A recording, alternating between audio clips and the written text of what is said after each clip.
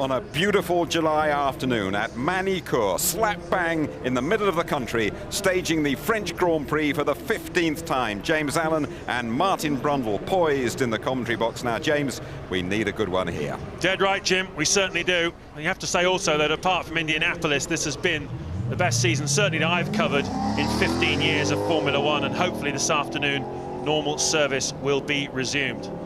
Well, the last time a Renault car won the French Grand Prix was back in 1983 when Alain Prost, who's here this afternoon, won at Paul Ricard in the south of France. And Fernando Alonso was still in nappies. 22 years later, he has a great chance of giving Renault another win on home soil.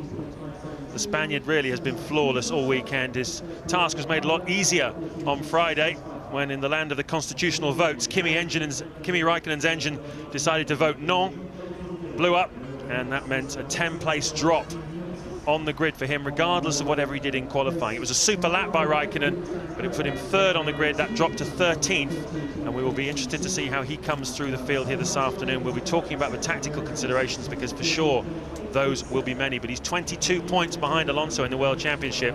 Doesn't want to give too much more away here this afternoon. There is Alonso, feeling very confident here. We've got an 80,000 crowd, and many of them, particularly in the main grandstand, are wearing the Renault colours and supporting the national team, particularly with no French driver on the grid for the first time in 40 years. There's Michael Schumacher, certainly Ferrari at the moment, the form team in Formula One, leaving aside their uncontested victory a couple of weeks ago at Indianapolis. They've managed to amass an average of 14 points a race for the last 3 Grand Prix, and now they are within striking distance in the Constructors' Championship of Renault. And Michael Schumacher, a win here this afternoon would certainly put him in the driver's title race as well, probably ahead of Räikkönen. There you can see the grid then. Schumacher third, Sato fourth, BAR Honda making the car work a lot better now in the high downforce configuration than it did at Nürburgring last month. And after the 2 very fast races in Indianapolis and Canada, BAR looked to have carried the momentum through from those 2 races here in France. And that's good news for British race fans, because it means that Jenson Button and BAR Honda are likely to be competitive next week in Silverstone, because if you're quick in Manicourt, generally speaking aerodynamically, it means you're going to be quick at Silverstone as well. There's the back end of the grid. Martin was mixing with them. As you said, a better class of person at the back, but it's a reality check for Montero, isn't it? On the podium in Indianapolis last week, back of the grid in Manicourt 2 weeks later. Yes, it's pretty tight through turn 1 too. It really is only one line, and then we see a very small chicane heading down to that turn 2 again, one by one in reality. So normally we see a few people bouncing along the curbs and wheeling the dirt, because they know that the best chance of overtaking is on that first lap. Then the mad dash down to the Adelaide hairpin for the first time. It's all getting tense out there, isn't it? Michael Schumacher now in a position to put pressure on Alonso and Räikkönen, both on the track and in the various drivers' meeting. He's certainly set himself aside from the rest of them at the moment, Michael, but he's absolutely awesome at playing the mind games. He's been here before, Alonso hasn't. Räikkönen kind of has, when he finished second in the World Championship and was a contender, but for a few reliability issues. And well, we're going to see, I think, an interesting race unfolding with a lot of internal pressures going on there between the key players in this championship. Barrichello not too far behind either, of course. Yeah, Michael Schumacher, a veteran of 220 Grand Prix, 36 years of age. Fernando Alonso, just 23 years of age. He's competed in just 58. If he wins here this afternoon, he'll have won 6 of 59, which is not a bad strike rate. Similar sort of strike rate to what Michael Schumacher had in the early 1990s when he was driving for the same team as Alonso is in now. In those days it was called Benetton Renault, now it's just called Renault. So the temperature, you could see the graphic a moment ago said that the track temperature has risen now to 51 degrees. There's Jarno Trulli on the front row of the grid for the 4th time this season. Tremendous effort from him, and Toyota once again managing to keep the momentum going from the early part of the season. Although you have to say that Trulli himself has only scored 1 point in the last 4 Grand Prix, so he was second in the World Championship for a long time. He's now dropped back to 5th, so he needs a big result here this afternoon as well. A lot of men out there with an awful lot to prove. Both Ferraris chose to stop at the back of the grid and do a clutch systems check, so the engineers can just check the software and clearances on the grid. Others do it at the end of the pit lane. Now they actually get slightly more realistic data on the grid itself. And they're still fettling those cars to make sure they get away for that all-important start. Well, everybody clearly away on the parade lap. A lot of new parts on the cars for the eagle-eyed amongst you. Many teams tend to bring new aerodynamic parts and often engine parts as well to the French Grand Prix. It's the midpoint in the Formula One World Championship, the 10th round of 19. There you can see the championship situation with, look how close Schumacher is now to Raikkonen after that result in Indianapolis. Quite easily leapfrog him here this afternoon. Ferrari have made a lot of changes to their car and they really seem to have worked. It's a much more competitive package now. You can get more out of the lap with a tyre on a single lap. It's racing well. Renault have also improved their car, McLaren too. Williams, though, through some new stuff at the car, doesn't seem to have improved much on the stopwatch, so an awful lot of people working very hard behind the scenes at this stage of the season.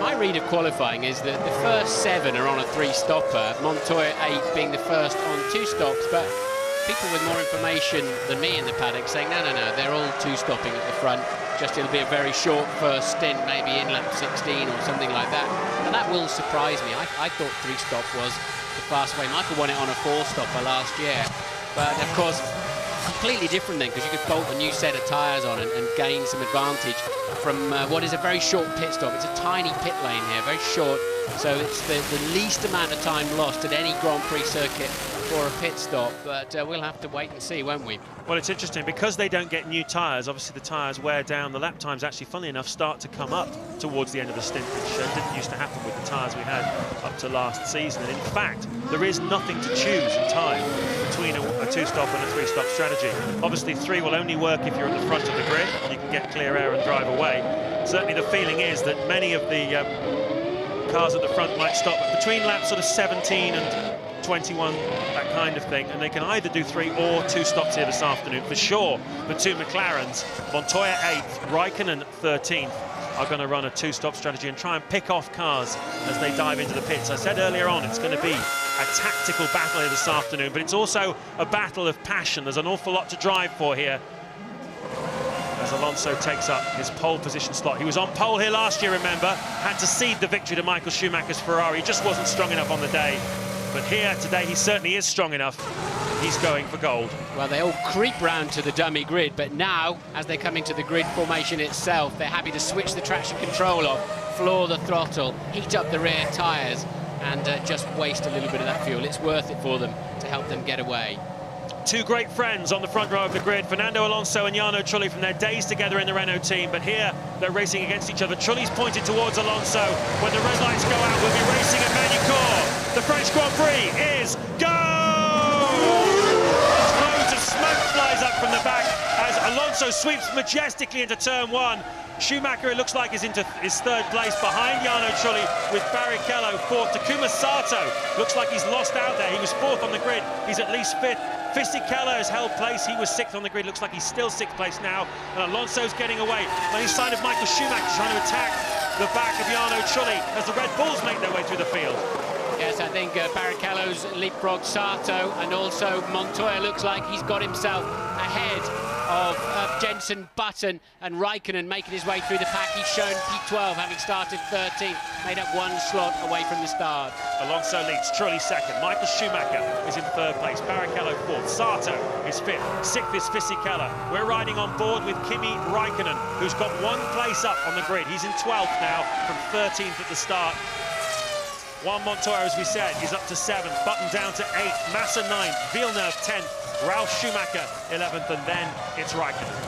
Well, how well behaved was that? Most of them haven't had a race now for 3 weeks, of course, having not performed 2 weeks ago in Indianapolis, and they certainly were pretty cautious around there. You can lose a race on the first lap, but you can't really win it.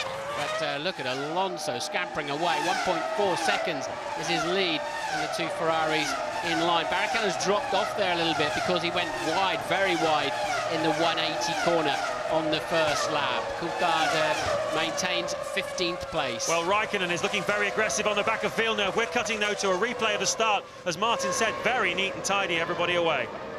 Yeah, as you can just see the 4th car there, Barrichello pushing Sato back. But the Ferraris haven't got that initial grip. We're now watching, we're on board with Sato. we'll see Barrichello hold it around the outside. Sato getting out of the throttle quite early there, has to be said. Alonso, though, just strolling away at the front. That looks very easy. That was interesting with Sato. How do you read that? You say he got out of the throttle early. Do you think he was a little bit cautious? Well, I think he realised that Barrichello had, and Christian Klein pulling out of the Grand Prix for Red Bull. He was in P17, and, well, that ends a pretty dismal week for him. He ended up in the barriers very heavily on Friday. Poor grid slot, and now the first retirement of the Grand Prix. 19 runners remaining. His second retirement of the season so far, and Red Bull Racing's 5th. So reliability, not, you wouldn't say a problem, but certainly this early in the Grand Prix, highly unusual to be pulling off. These cars are so reliable now. Here we go then, lap 3. Alonso leading Trulli by almost 3 seconds. It's been a tremendous opening stint here by Fernando Alonso, lapping in the low 1:17s. Everybody else is in the 18s and 19s. He really is putting the hammer down here, trying to get some clear air to make his strategy work for him this afternoon. Trulli second, Michael Schumacher third, almost 4 seconds behind Alonso. Now Barrichello is tucked up behind Schumacher in 4th, then 5th is Sato, 6th Fisichella, 6 seconds now behind his teammate, the race leader. 7th Montoya. I think he'll be challenging Fisichella fairly soon. And Raikkonen, I can tell you, we didn't see it, but he's passed Villeneuve. So Raikkonen already, after just 2 laps, has gone from 13th to 10th. He's now right on the back of Felipe Massa in the other Sauber. Jarno Trulli is, in a way, sort of backing the field up, although the Ferraris are not exactly hustling him. They're all within about 0.8 of a second of each other, just in that dirty air zone, which hurts them badly through corners like Turn 2 Estoril. This is Kimi Raikkonen making the pass for 10th place on Jacques Villeneuve, on board with Raikkonen now, and he's coming up behind the second Sauber of Felipe Massa. Well, we're hearing from our F1 ITV pit crew. Christian Klein has said that the engine simply switched off in that Red Bull Racing car, currently using the Cosworth engine, but they're already starting to talk very seriously with Ferrari about next year's V8. That's what they will be using along with the Ferrari Works team, and they've bought themselves the right to call themselves Red Bull Racing Ferrari, which certainly adds something to the cachet of the Ferrari engine deal. Saw Gunther Steiner this morning, technical director of Red Bull Racing, in an earnest meeting with Paolo Martinelli, the engine boss of Ferrari. So they're doing forward planning already, and it's only early July. Yes, it must be difficult for them. Their Michelin runners caught up, and Bridgestone and Ferrari have definitely put themselves over to one side. So Red Bull there with a foot very much in both camps.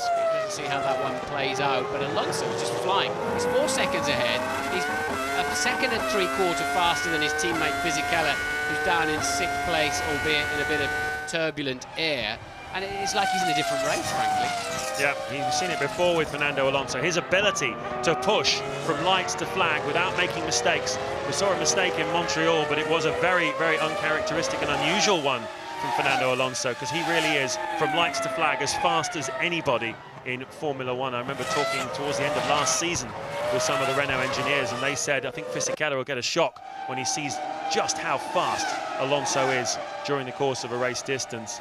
And maybe Alonso will get a shock when he sees how fast Fisi is over a single lap. But as things have turned out, it's been Alonso all the way ever since that first round victory in Australia for Fisichella, a rain-affected weekend that disadvantaged Alonso and advantaged Fisichella. It's all been Alonso ever since, and certainly at the moment at Magny-Cours, it's all Alonso. As we work lap 5, he has a 5-second lead over Jarno Trulli, but behind Trulli is a big train of cars that want to come through, and in it is Schumacher, Barrichello, Sato, Fisichella, Montoya, Button, Massa, and Kimi Raikkonen in 10th.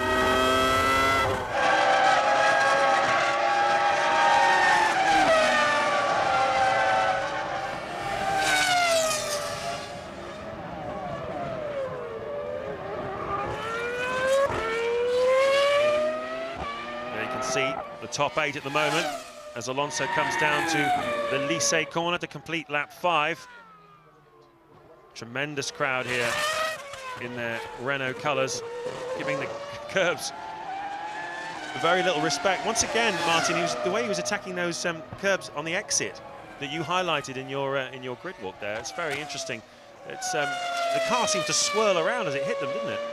The loading, the shock loading that goes through, particularly the drive shafts and the suspension, is just amazing. We saw Montero spin off on those curbs and go a little bit higher. When he landed, it just broke the suspension clean off. So you've got to treat them with some respect. A long way to go yet in this Grand Prix. And unless he's on a completely different strategy to everybody else, he doesn't actually need to be pushing this hard. No, but I think the other factor here is that Jarno Trulli isn't really able to keep the pace up. He's lapping in the low one at minute 18s, which isn't a particularly stellar pace, whereas Alonso's doing 16.5s, which, judging from the free practice on Friday, look again how hard he's hitting those curbs.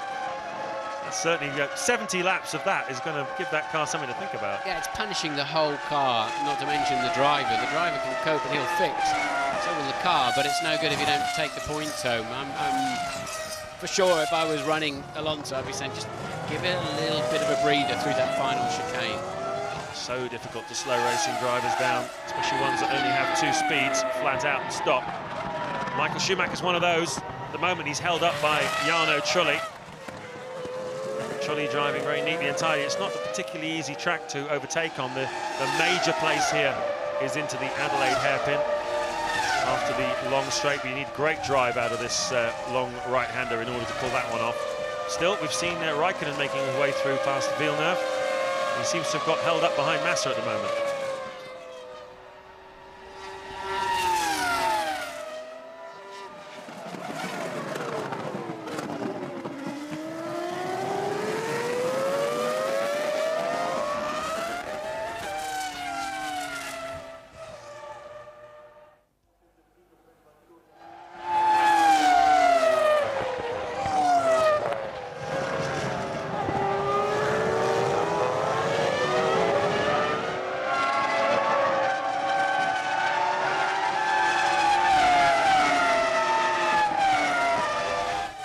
Lap 7 of the French Grand Prix here at Magny-Cours, right slap bang in the middle of rural France. The first of 4 races in 5 weeks. Never before in the 55-year history of Formula One have we had such a concentration of races in such a short period of time. It's going to be hard work for everybody. Fatigue is certainly going to play a part with the mechanics and the drivers and everybody in Formula One. But one thing we mustn't lose sight of in this is that there are 40 Drivers' World Championship points up for grabs this month, and 72 Constructors' Championship points up for grabs this month. And with the Constructors being so close as it is at the moment, with Renault on 76 points and both McLaren and Ferrari on 63, an awful lot can change during the month of July. Alonso's leading the Grand Prix by almost 10 seconds now. Trulli is definitely holding up the cars behind him, which include Schumacher, Barrichello, Sato, Fisichella, Montoya. Michael Schumacher's made no real effort to try and pass Jarno Trulli at the moment. And meanwhile, Alonso is driving away. It's rather reminiscent of Hungary a couple of years ago when Mark Webber in second place in the Jaguar held everybody up and Alonso was able to scamper away for his first victory. Yes, I think we're seeing here the 2005 era regulations where the drivers have been saying it's more difficult to follow. You're really seeing it now, because from second through to 12th, there's little more than a second between each and every one of them. But I think also this race is going to change dramatically in the last 20 laps when we begin to see the effect of tyre wear, particularly on the left front through that long Estoril corner. Ted has news. I'm down at Red Bull, Martin, and the boys have looked on the telemetry and they see that the fuel pressure fell and then disappeared completely on Klein's car. So that's why he said the engine cut out, because it just didn't have any fuel going to it. They don't know why yet until they get the car back. Yeah, there's a little, I think it's a little mechanical pump driven off the front of the engine that sounds like, oh, what can happen is the little drive shaft in there breaks, maybe something like that, and then the pressure just fades away and the engine stops. It needs such a massive amount of high pressure to make these cars function. That's the thing that blew my mind the other day when that whole thing came out about BAR and their fuel system, was how much pressure the fuel is under going into the engine. I couldn't believe it's like 70 bar or something. Yeah, that's how they get the power. They atomize the fuel and the high revs, and you know, that's when you think it's a 3 litre with 900 horsepower. That's 300 horsepower per litre. You imagine a road car, a 1 litre road car with 300 horsepower. I think it tells you how stressed and how finely tuned these engines are at 19,000 RPM. Well, it's certainly endurance and not a sprint. Formula One 2005 style. It used to be a dash between pit stops. Mike Gascoigne, their technical director of Toyota, looking on as his drivers currently second, Jarno Trulli, and Ralf Schumacher down in 12th place. certainly an awful lot of development been thrown at these cars. Everybody though, Martin, look, as they're coming out of that corner, you highlighted that, they're really struggling to get the car straightened up on that exit curve, aren't they? Yes, it struck me how slippery it is out there. It's like a carpet, basically, in your front lounge. And they have to use it, otherwise they're too tight and slow through the chicane. Alonso's lead now 13 seconds. And he's 17 seconds ahead of his teammate in 6th. This is the field spread thing we've been talking about more and more this season. Alonso's got away. Truly is running his own race.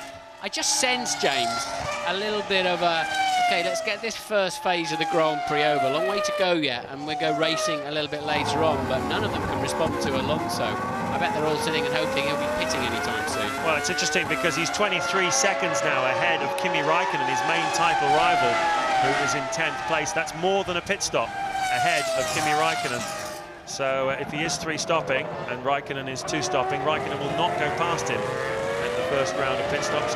Alonso will easily be able to rejoin in front of him. So we're certainly expecting Raikkonen, as the course of this race goes on, to cut his way very quickly through the field, rather in the way that Michael Schumacher did at Imola, if you remember. He was held up in the early phase of the Grand Prix by a number of cars, but once he was released, he was unbelievably quick, and he came up to the back of race leader Fernando Alonso in the closing stages for one of the most thrilling climaxes we've seen for many years.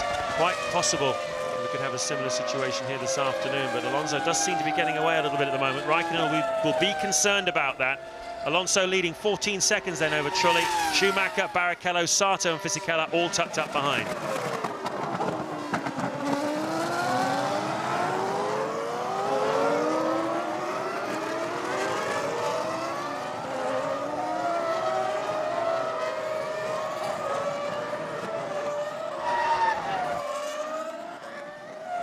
Just looking through the second half places, we've obviously lost Christian Klien, but behind Raikkonen in 10th place, Jacques Villeneuve is 11th, Ralf Schumacher is 12th, Mark Webber 13th, ahead of Williams teammate Nick Heidfeld. So still the Williams BMW is unable to make any real impression in this race. They've got David Coulthard tucked up behind them in the Red Bull racing car in 15th. And then it's pretty much as they were at the start, except Christian Albers has had a very good start. He's got himself up to 17th from 20th on the grid and got ahead of both Montero and Friesacker, his own teammate. So a good start by Christian Albers, up to 17th. Yes, Button, we had him pegged for a podium, didn't we? But he's going to have to hurry up. But he's a second, 0.3 behind Montoya. Lapping a little bit faster, it has to be said, but they're all now getting down into the 117s at least, but that's the second half of the top 10.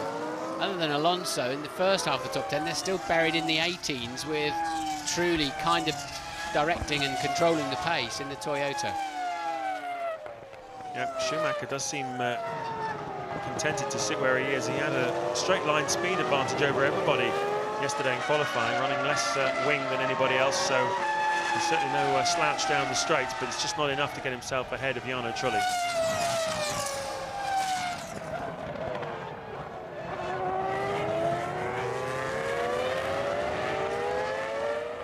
There you can see the Toyota with the Ferrari tucked up behind it. Under braking for the Lycée corner then, 50 miles an hour through there, up over the curbs, the final chicane. See how much more subtle the Ferrari was there over the first part of that chicane than the Toyota. And then up across the start-finish line, this pit board there, indicating this is lap 12 completed to Michael Schumacher. You can read that pit board, you get like a sixth sense. There's a lot of information on it, and you're doing a great speed, busy upshifting, watching what's going on. Maybe even buried up the rear wing of the guy in front, but you can absorb that information.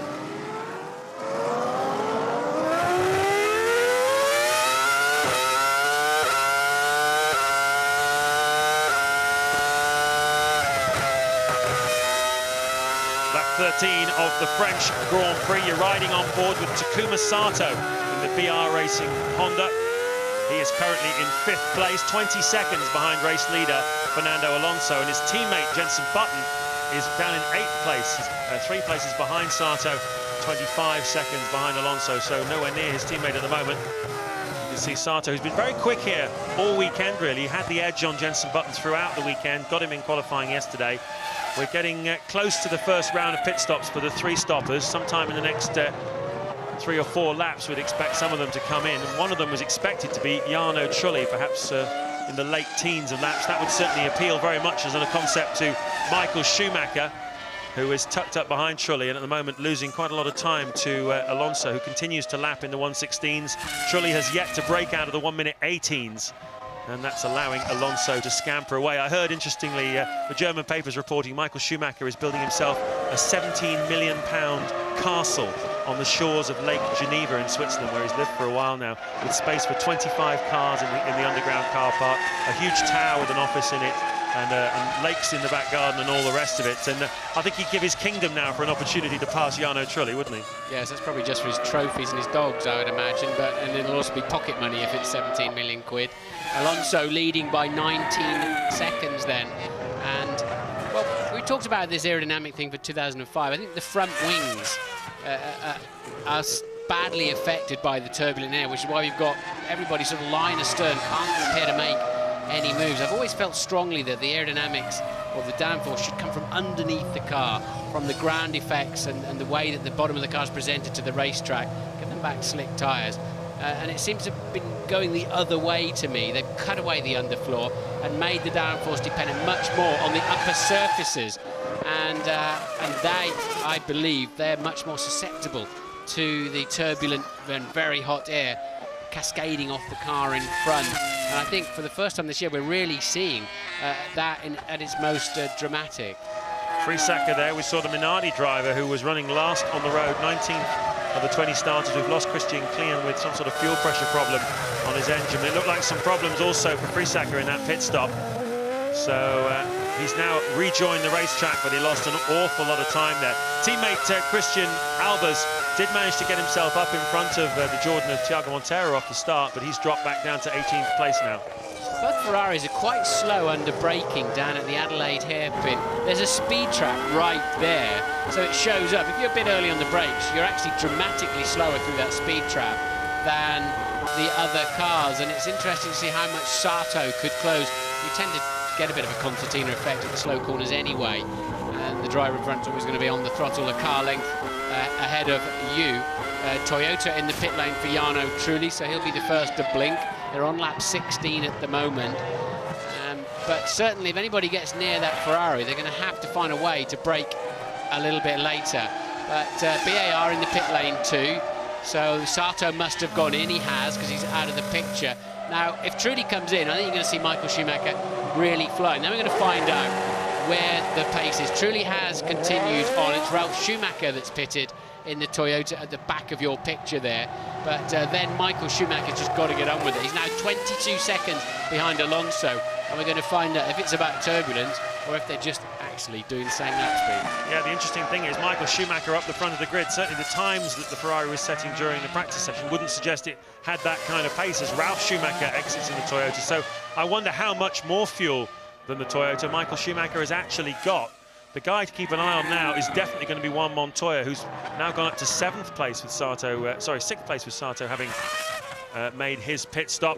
And Montoya definitely would appear to have more fuel in his car, as would Kimi Raikkonen, who's now up to 9th place, and hoping that Felipe Massa is soon going to pit in the Sauber, because he's been unable to get past him for 16 laps. There's Thiago Monteiro, podium in Indianapolis, currently running in 17th place before he made that stop. Here's Trulli, final corner. Is this the pit in for him?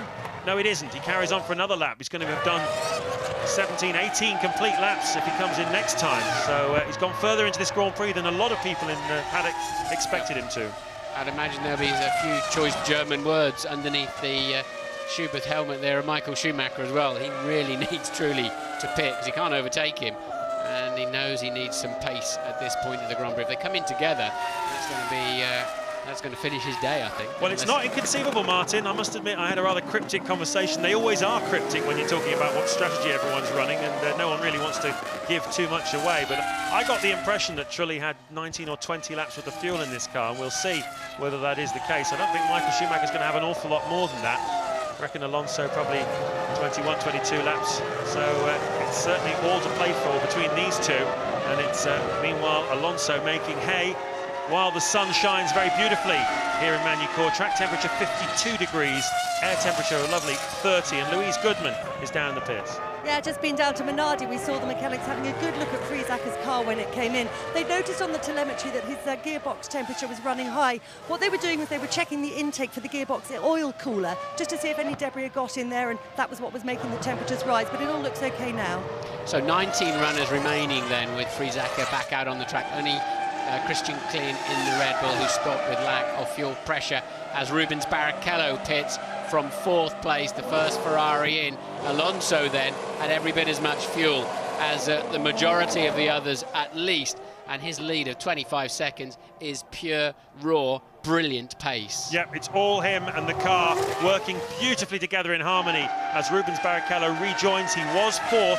We'll have to wait and see where he's going to come back. It'll be somewhere around 10th or 11th. He'll be behind, certainly, Kimi Raikkonen, that's for sure. Raikkonen then moving up to 7th, Montoya up to 5th, picking their way through the field as these cars all come into pit. We're expecting Jenson Button will probably pit fairly soon, Michael Schumacher, Jarno Trulli as well, and that will release the McLarens. This is a curious racetrack. I drove here for 2 years with Ligier, whose factory's right on turn 1.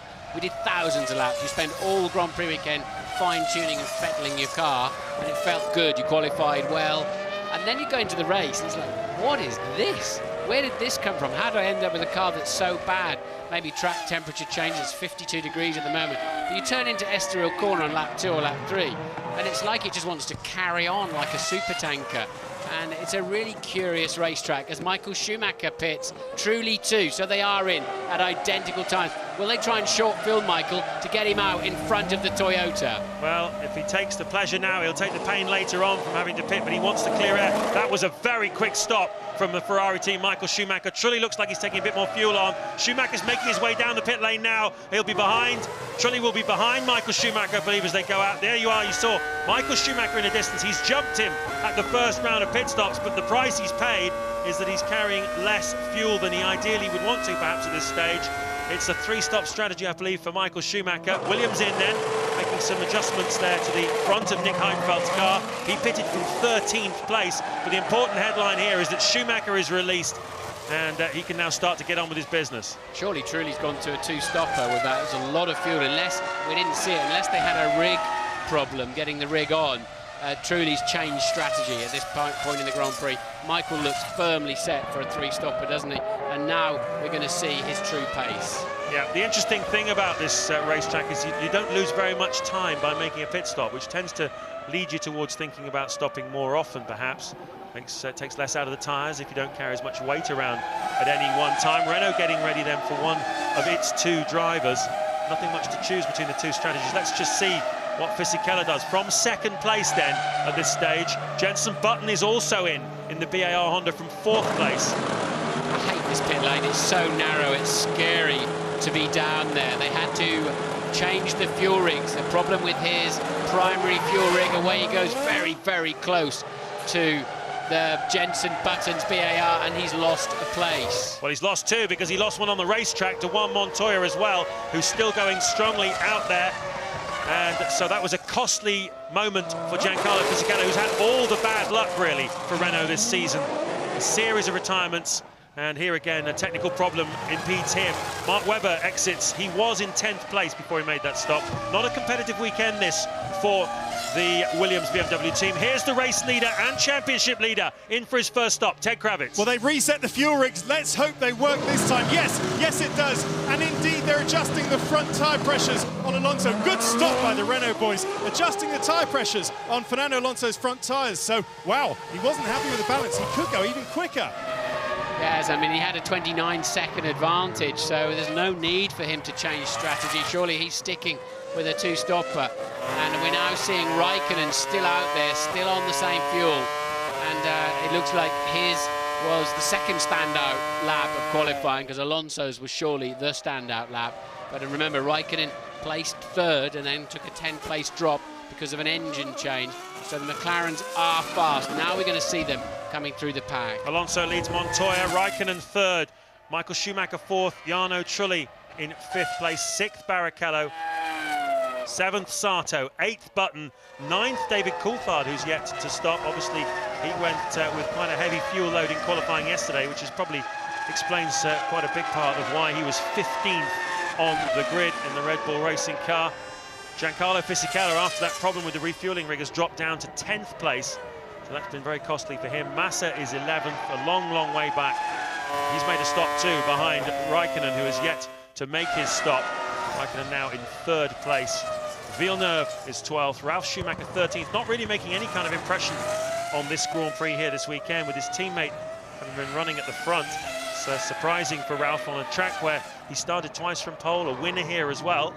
But it just isn't happening for Ralf this weekend. But it's certainly starting to happen now for the McLaren drivers. Montoya is 2nd, as we were in Montreal. He's in front of his team leader, his teammate. I'm sure he doesn't consider him to be a leader, Kimi Raikkonen. They're on what appear to be similar strategies. Raikkonen obviously is the point man as far as the World Championship's concerned, but as far as Montoya's concerned, he's got a winning car that he's yet to do any winning with, and he wants to start right here, right now. Montoya was 3/4 of a second faster than Raikkonen, but I have a feeling Raikkonen passed one of the Jordans on that lap, so it wouldn't be a true representation of his potential. They're running 2nd and 3rd at the moment on a clear 2-stopper, so they're going to come into play as the Grand Prix unfolds, no doubt about it. Alonso leads by 11 seconds. He has stopped. Coulthard finally pits from 9th place. Alonso leads Montoya by 11 seconds. Raikkonen just 3.3 behind. Michael Schumacher, who has stopped, a further 14 and runs 4th at the moment. So when are the 2-stopping McLarens going to come in and make their pit stop? There's almost contact there between the Williams and the David Coulthard's Red Bull coming out of the pit lane. He didn't cross the white line. What he did was entirely legitimate, but he very nearly collided with Nick Heidfeld. They're racing each other for position. That was for 15th place. For 14th place, and they very nearly hit each other. Yeah, this was absolutely there. The two Williams and Coulthard have been very much nose to tail since the start of this Grand Prix, and Heidfeld knew he had to squeeze David out. No reason why he shouldn't. So it's a tough game out there, and Coulthard almost running wide with it, but just tippy-toed around the outside. That's what it's all about. So when are the two McLarens going to make their stops? Well, you're expecting them in around about lap 25, which is in sort of 3 or 4 laps time, something along those lines. And to maintain their competitiveness, they're going to need to put the hammer down a little bit. There's a huge traffic jam down there at the Adelaide hairpin involving Rubens Barrichello, Takuma Sato as well involved in that, and Jarno Trulli. So what's going on down here? It's Barrichello who was having a run at Sato. Button is just behind them, and it looks like Sato took the place back again, back up to P6. Michael runs a bit ahead of them. He's 4th, and now a full 10 seconds ahead of Jarno Trulli, who we know filled his car up more heavily. But Michael is now, where is he? Down in the 1:17s with his high fuel load and lapping at the same pace as Alonso. So Trulli was holding them up. Certainly was, but the two McLarens are lapping much faster. They're lapping in the 1:16s. Michael Schumacher the high 1:17s. At this rate, the two McLarens should be able to stop and rejoin in front of Michael Schumacher. That's what they're working towards. They want to try and get themselves back out in front of that Ferrari after the first round of pit stops to make this strategy work for them. If they can do that, then they're in the hunt this afternoon. They're only perhaps 2 or 3 laps away from their stop now. These are crucial laps for Montoya and Kimi Raikkonen, and they're both pushing very, very hard indeed. Both of them have just set their fastest first sector of the Grand Prix so far, almost identical, 24.4 seconds, first sectors. We've got a serious race unfolding here. Don't think it's just stalemate at the moment, because of course Alonso, we believe, is going to stop 2 more times, and so are the McLarens. And so, and they're only 10 or 12 seconds apart, with the McLarens absolutely flying in clear air. This is a tough race now through the second half, no doubt about it. And as you say, I think Michael Schumacher, Trulli and co will be coming under pressure too. Yeah, they certainly were. Michael Schumacher was held up by Jarno Trulli for the first 18 or so laps of this Grand Prix. That allowed the two stopping McLarens, Montoya and Raikkonen, to keep those guys in touch, even though they're on a different strategy. Theoretically, on a more open Grand Prix, they'd have dropped behind Michael Schumacher. It didn't happen here. Raikkonen sets the fastest lap of the Grand Prix so far, 1:16.434. That is absolutely flying on. It's about 2/10 faster than anything Alonso managed in his first stint. He's getting quite close to his first stop, is Kimi Raikkonen, and he's now got an 18-second margin over Michael Schumacher. It's not quite enough to make the stop and rejoin in front. It's going to be very close. Alonso's lead down to just 8.3 seconds now, and he's going to be very surprised to get the hurry up shortly, because that's what Renault are going to have to tell him. OK, Fernando, you've got to start pushing harder. And McLaren team getting ready for their first scheduled stop. Which of the two drivers is it going to be? Raikkonen is again on another flyer. Fastest first sector of anybody so far. This is lap 25 out of 70. Long way to go still in this Grand Prix, and we haven't even started to talk about the damage of the rear tyres and how that will come into play later on. Certainly in the Grand Prix early part of this season, we've seen it be a major factor as Montoya, the first on the road of the two McLarens, dives into the pits. Raikkonen goes past. He will have carried more fuel in qualifying because he knew he was going to take a 10th place drop on the grid for having changed his engine. So Raikkonen has more than Montoya. That could be decisive here this afternoon. He was 2 seconds behind Montoya before that stop. A little bit slow away for Montoya, but he's back in the game. And if Raikkonen can get himself some more hot sectors, if not a couple of hot laps, he might just leapfrog his teammate. Remember, that happened here last year between Montoya and his Williams teammate Ralf Schumacher, and he went absolutely ballistic about it. Well, while we're watching this, I imagine there's been a bit of a dice down into the first corner between Michael Schumacher and Juan Montoya, because we saw Michael Schumacher go past us here. We're right above the Ferrari garage after we'd seen Montoya leaving his pit box. So we don't know which of those two has ended up on front on the racetrack, but I fancy it would have been perhaps not quite as close as Coulthard and Heidfeld, but it certainly is a ding-dong between those two, and there's no love lost between them. This is looking good then for Kimi Raikkonen. If that's where Michael Schumacher was relative to them, he needs another couple of laps and he should be able to leapfrog the Ferrari. We can't see the pit lane from the commentary box because we're literally right on top of it, but Alonso's lead down to just 7.9 seconds after, or when Montoya pitted. He's 9.2 ahead of Raikkonen. He's got a race on this afternoon now, Alonso. He's got to start pushing harder, no doubt about it. And Montoya did get out in front of Michael Schumacher. Just seen him out of the corner of my eye. We were looking at this midfield battle, but Montoya managed to get out in front of Michael Schumacher. He crosses the start-finish line now with Schumacher behind him. So it's Alonso, Raikkonen, Montoya, Michael Schumacher, the front four. I'm afraid the director's following the wrong story here. Down into Lise, Fisichella, who's down in 9th place now, and nothing like the pace of his teammate. He's been struggling amongst the traffic. He's following Button. We saw them having to change his fuel rig, of course. That's what put him slightly further down the field. Button still in 8th. That's the final points-paying position at the moment. It's going to be tough to score points today. Certainly is. Here is the race leader then. This is lap 27. Alonso, look at the margin. 9.2 over Raikkonen. He wants to think that he's not really having to race Raikkonen today, considering that the Finn came from 13th on the grid. But oh, that's Sato off the racetrack. Sato was in 6th in a battle with Barrichello and Jenson Button. What happened?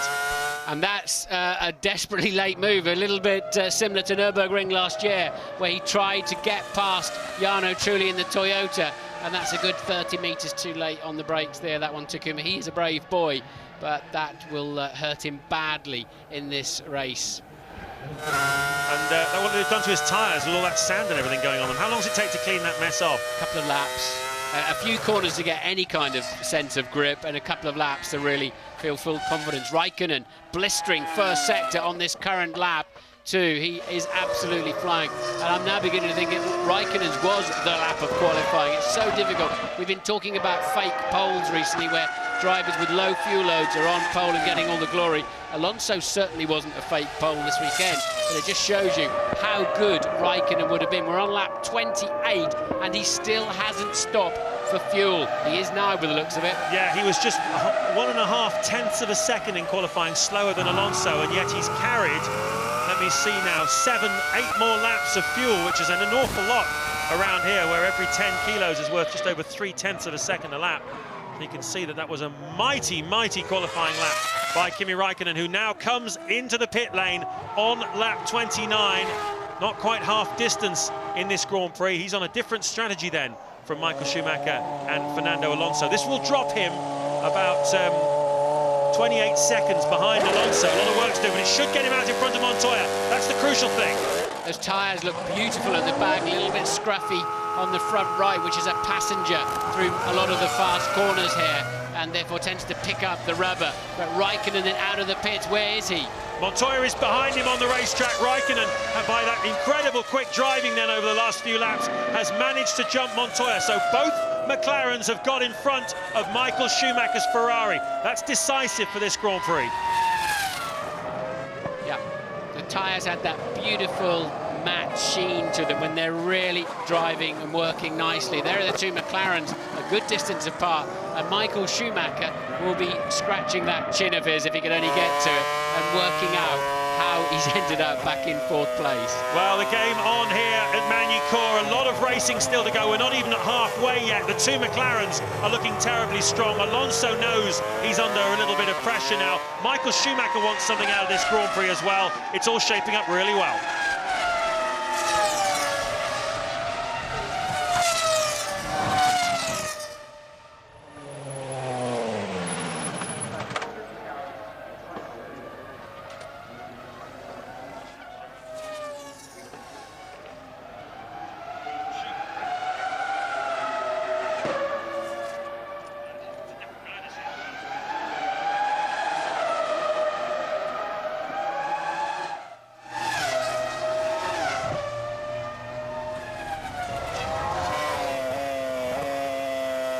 Felipe Massa we saw being pulled into the garage. We understand from our F1 ITV pit crew that's a hydraulics failure for him as he goes into his garage. So he becomes the second retirement of the afternoon after Christian Klien, who retired with a fuel pressure problem on his engine after just 30 laps of this Grand Prix, just 2 cars down. Look at Jarno Trulli there, 5th now, was 2nd in the opening stint. Michael Schumacher was 3rd behind Trulli in the opening stint. But the McLaren strategy certainly seems to be working here this afternoon. They were compromised going into qualifying, but they've managed to turn it around quite well. And now everybody, they've got, one more stop to make. And Alonso, Michael Schumacher, Jarno Trulli, Rubens Barrichello, Jenson Button all have 2 more stops to make here this afternoon, unless they switch strategies in the closing part of the Grand Prix. Yes, track position's everything, isn't it? So even if you're slower at some point, it's going to be difficult to pass a car that's working well. So there'll be some manic calculations going on the pit wall. Certainly will. There you can see the Williams guys getting ready for one of their 2 drivers. They came in fairly early the last time around. Nick Heidfeld on lap 18, Mark Webber lap 19. We have not had, well, really long enough for them to have done a decent stint. It's only 11 laps ago that they came in, so maybe they're just practicing a new drill.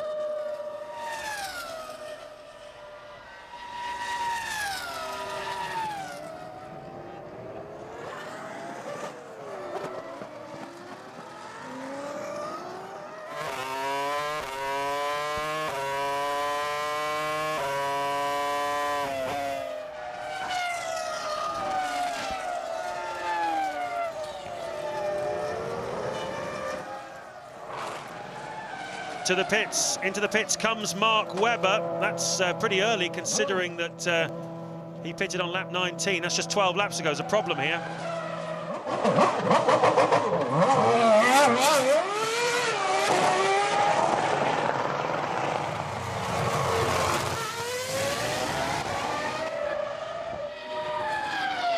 Lap 32 out of 70 here at Magny-Cours. We're 160 miles south of Paris, right in the middle of rural France, the Charolais region, famous for its beef, famous for its cooking across the board, not too far from the Sancerre wine region. It's a decent place to visit if you like your food and drink.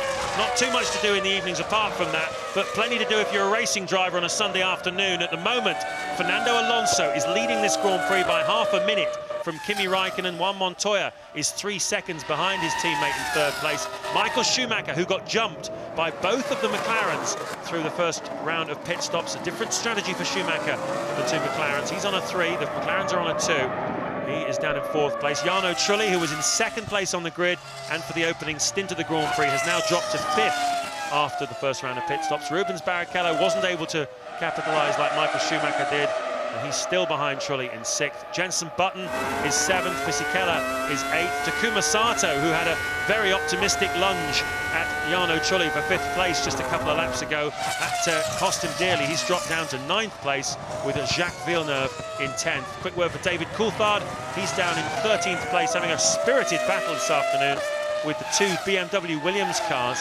Both Williams and Red Bull Racing came here this weekend with aerodynamic update kits. It's the 100th new aerodynamic piece, I'm told, on the Williams since the start of the season. It's not really showing on the stopwatch, but the moment they're locked in a battle with Red Bull Racing for the places just outside the top 10. We're about to watch Montoya lock his right front.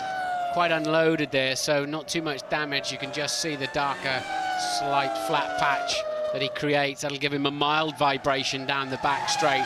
That one wasn't too bad, and it was relatively low speed. Alonso has responded now and has started to pump in some faster lap times. The 2 McLarens not quite so happy with their heavy load of fuel. So it looks as if Alonso at the moment had built enough of a cushion at the beginning of the race while they were tucked up behind Jarno Trulli, who's now down in 5th place. Alonso is beginning to extend his lead. He's up to 31.1 seconds now. So the McLarens need to find a slightly better way with this heavier fuel load. But it's not all over yet, by a long way. Certainly not. Alonso, as you can see there, that's how the teams keep track of where everybody is. The names, you can see them moving around the track. And that's how they decide where to bring them into the pits and where they're going to feed back out again, more importantly. We're getting news that Mark Webber has stopped out on the racetrack.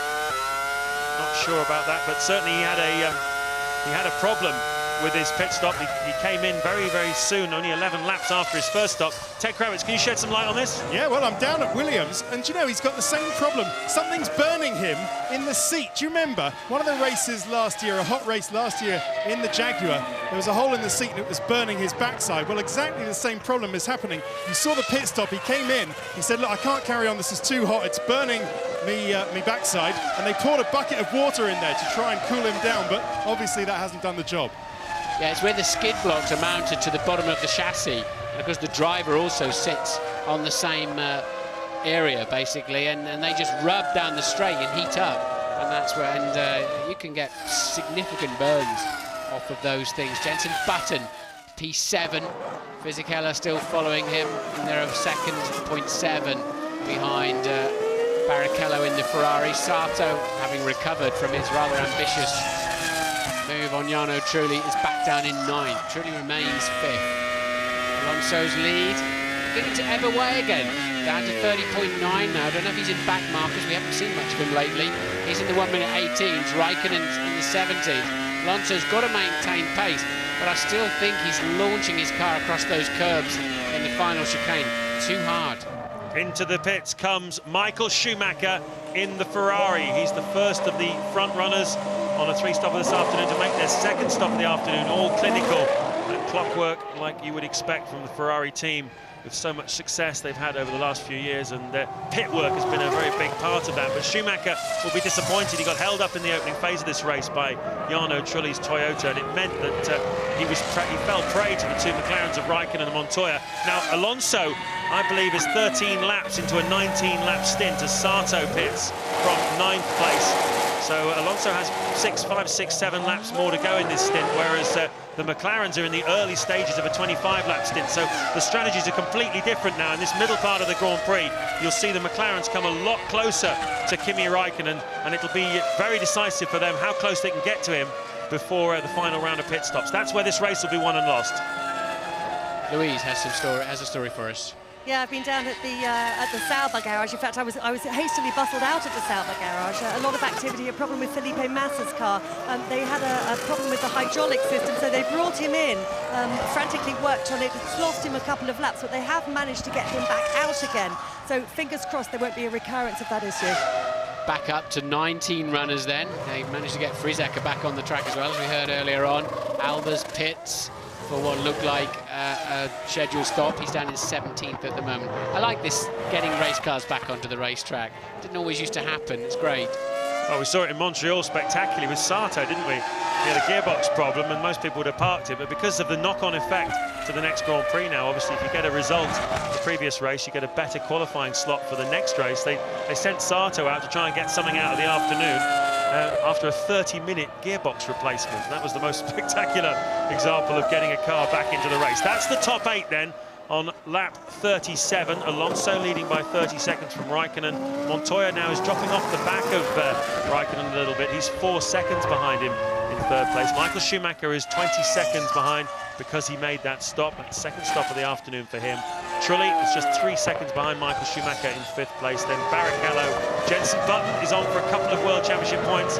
And let's not lose sight, Martin, of the fact that that would be the first championship points of the season for both Button and BAR Honda. This is the 10th race of the year, and the team who finished second last year in the championship yet to get off the mark.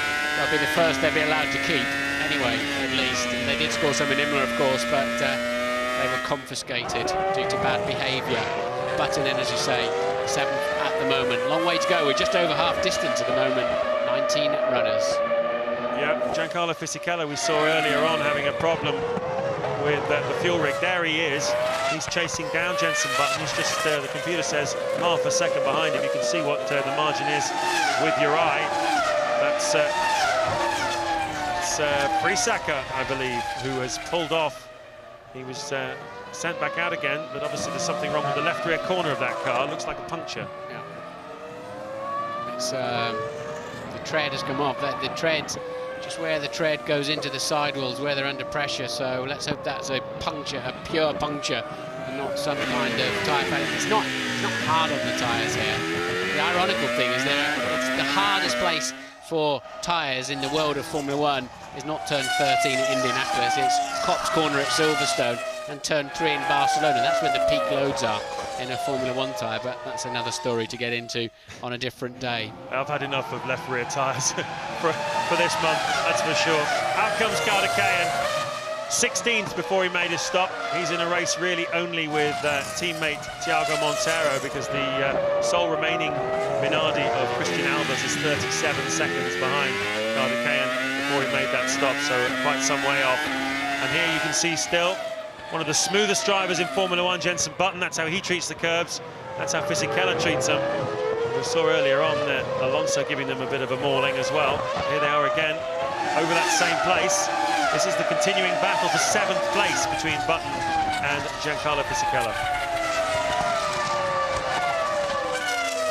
Alonso down into the 116s now, Raikkonen 117, so his lead up to 32 seconds. And the McLaren onslaught has come to a very sudden halt with the extra fuel on board. Nick Heidfeld pits from 11th, still in a big squabble with Coulthard in the Red Bull. It's been a tough week for BMW Williams, or certainly for the Williams half of the equation, with the news coming from BMW that they're buying the Sauber team. It'll happen beginning of next season. The team will be the BMW Works team. They'll be based in Switzerland as a Swiss company, but as a division of BMW Motorsport. Mario Tyson, the very ambitious technical director of BMW, just not happy really with the results they've achieved with Williams. They were ahead of target for the first few years, came in together in 2000, 2001. They nearly won the championship in 2003, but last year was such a massive step back for them, and they had a good look at the landscape of Formula One and decided the best way forward for BMW is to own our own team, like Renault do, like Toyota do. Do you think they're doing the right thing? Well, maybe, but I'm astonished at the speed at which they're doing it. I thought they'd have a couple of years transition, but they've jumped lock, stock and barrel into that. I mean, you're not going to turn Sauber overnight into a championship-winning team. You've got to get the people in, you've got to get the infrastructure. Sure, they've got a nice factory and a great wind tunnel, but the whole culture, I just assume they'd dip their toe in the water for a season or two and stick with Williams, but it appears they're jumping ship, and maybe there'll be a Williams supplier too. Well, Alonso still hitting those curbs. Tyson saying yesterday that he didn't expect them to become a front-running team overnight. Certainly expects his new team to be beaten by Williams next year, and if they're going to use the same engine, then he'd rather that than being beaten by Williams using a Honda or a Toyota or a Cosworth. But you got the impression from Sir Frank Williams' words and his body language that at the moment it's a difficult moment for them. They're not very happy about this situation. Alonso having another little go at getting into 180 there. And Frank Williams, interestingly, saying that he believes that he'll be just as competitive next year with a customer engine as he's been this year with a works engine. But he believes the expertise and the depth of experience and knowledge within Williams now is so high that they aren't going to lose that overnight, even if perhaps they lose a little horsepower. That's the Renault team manager just having a good look down the pit lane to see what Ferrari are up to. Pit stop is what they're up to. Rubens Barrichello's second stop of the afternoon on lap 40. Alonso really working hard to get his car into 180 for some reason. Still plenty of meat left on the Bridgestones too. So I believe that the tyre manufacturers, in terms of wear rate, are beginning to get on top of this one tyre for the Grand Prix situation. Obviously, it's taken them a few races to understand it, but you have to say, yellow flag obviously waved for Minardi of Christian Albers, I believe that is, who bumps his head onto, and is that another left rear tyre failure? Yes, it is. He bumped his head on the track as he got out, which would have given him a bit of a wake-up call.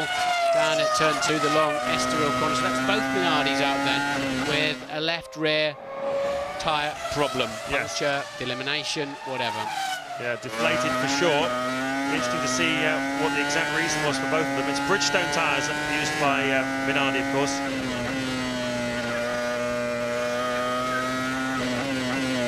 On board with the race leader, also World Championship leader Fernando Alonso, very much the man of the moment. Was a huge hit at the Goodwood Festival of Speed last weekend. We saw the piece earlier on where all the great luminaries of British motorsport like Sterling Moss and Lord March were asking him questions.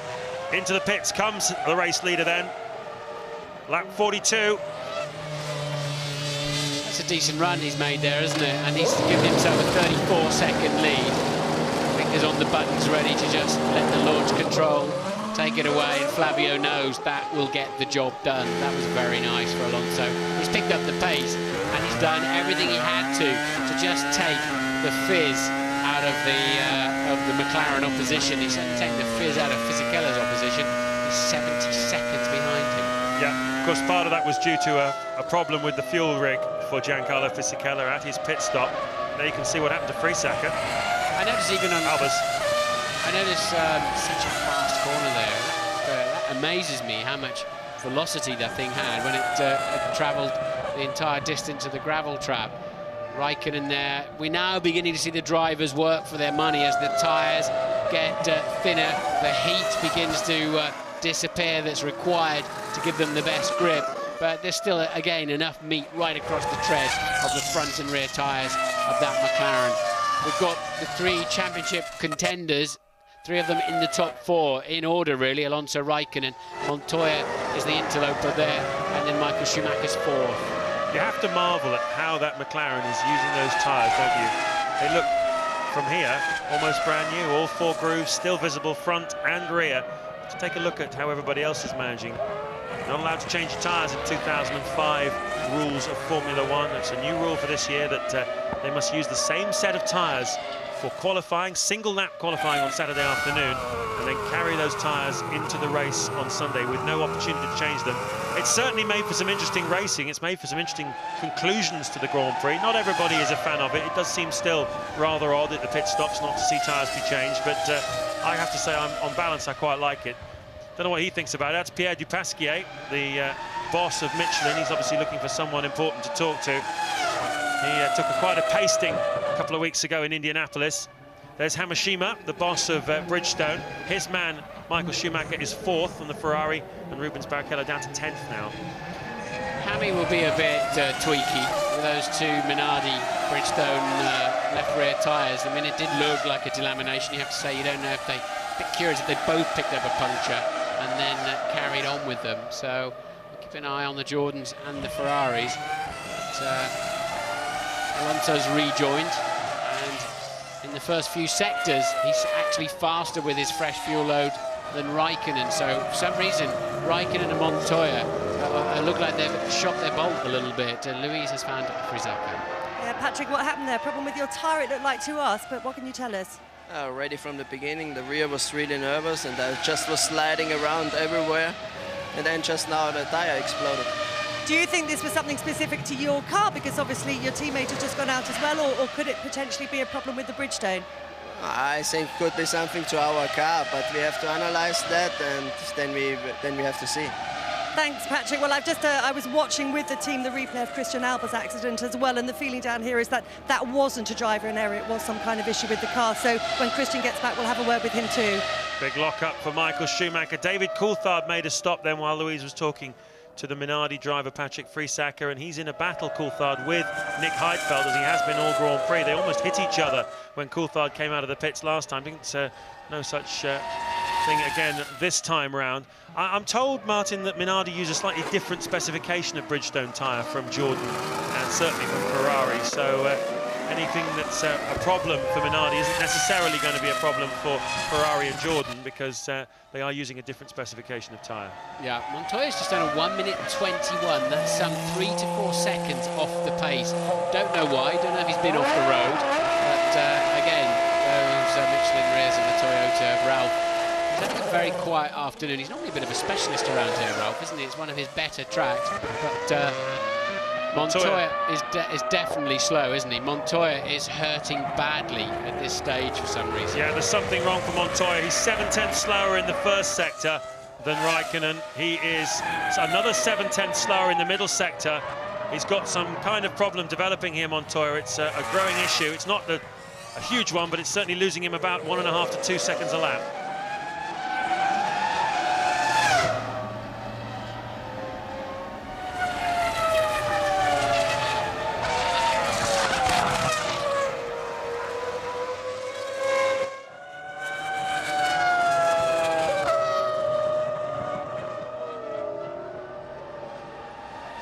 There is one Montoya. We ride on board here into the pit lane at 50 miles an hour with Giancarlo Fisichella. He was in 7th place before he made this pit stop. That's a look at the rear tyres on his car, and they look pretty good as well. Another neat and tidy pit stop, and once again the luck for Fisichella is not just not here. His teammate in the same car is leading the Grand Prix. Fisichella, he was 7th before he made that stop, but it'll drop him down to 9th or 10th, I believe. Another man having a quiet afternoon is Rubens Barrichello, as Montoya struggles to get into the 180 corner. Mark Webber coming up very fast behind him. 14th place, Mark Webber. But such as Montoya's problems at the moment, it's getting worse as well. He was giving 7/10 a sector away to Kimi Raikkonen last lap. Now it's more like 3/4 to a whole second per sector. So Montoya is going to come into the clutches of Michael Schumacher fairly soon. It's an engine problem of some sort. The engine's just not running clean at all. You can hear him struggling to accelerate the car, almost as if the traction control's cutting in all the time. So will be a fuel pressure situation or an electronic gremlin creeping in there for Montoya, but he's got he looks like he's 100 horsepower missing somewhere. Yeah, and that's where it really shows, isn't it, on the straight. Webber able to just breeze past him, and that Williams isn't the fastest car on a straight line either this weekend. It's been right down the bottom of the speed trap times as Jarno Trulli pits from 5th place. He will have dropped back behind Jenson Button and Jacques Villeneuve with that stop. It should bring him out somewhere around Giancarlo Fisichella. Very, very close with Fisichella when he comes out. Another look at how easily Webber was able to get past the stricken McLaren Mercedes-Benz of Juan Montoya. It's a funny thing. What you tend to do is brake even earlier when you've got problems like that. You should be, because you're going so much slow, you should brake later. And it takes you a lap or two to just get your head round the new situation that you find yourself in. You actually waste a lot more time, but it'd be strange if he makes it to the end of the Grand Prix with that kind of misfire.